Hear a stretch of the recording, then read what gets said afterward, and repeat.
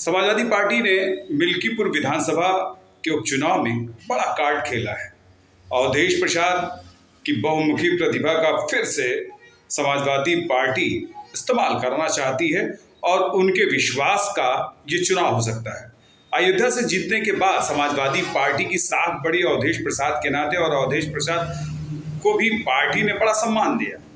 अब इस सीट पर, क्योंकि मिल्कीपुर सीट के अवधेश प्रसाद विधायक थे और फिर इस सीट खाली होने पर अब उनके बेटे अजीत प्रसाद को ठीक मैदान में उतार दिया गया।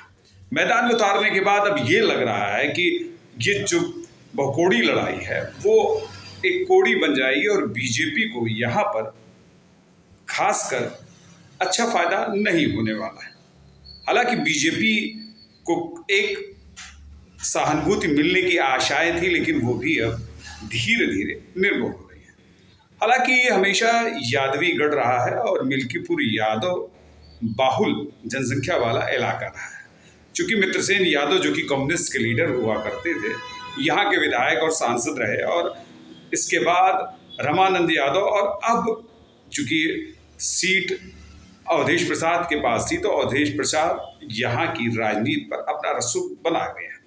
अब चूंकि नई राजनीति का नया दृष्टिकोण है और अजीत प्रसाद इस चुनाव में भारी भरकम तरीके से चुनाव लड़ेंगे। पार्टी के तमाम से कैडर लीडर, हालांकि माइनॉरिटीज, यादव और तमाम सी पासवान जातियां, ये जातियां पहले से अवधेश प्रसाद को पसंद करती रही हैं और इस बार का ये उपचुनाव एक नया संकेत देगा। ये संकेत इसलिए देगा कि ये अयोध्या जीत पर जितना भारतीय जनता पार्टी को झेलना पड़ा है समाजवादी पार्टी की जीत के कारण, वो शायद इसका दोनों का एक उतार चढ़ाव होगा। अगर सीट समाजवादी पार्टी के साथ जाती है तो ये पक्का है कि समाजवादी पार्टी का भी साख बरकरार है। अगर बीजेपी इस सीट को हथियाती है तो शायद इस बात का होगा कि अयोध्या के हारने का मलाल उनका खत्म हो जाएगा।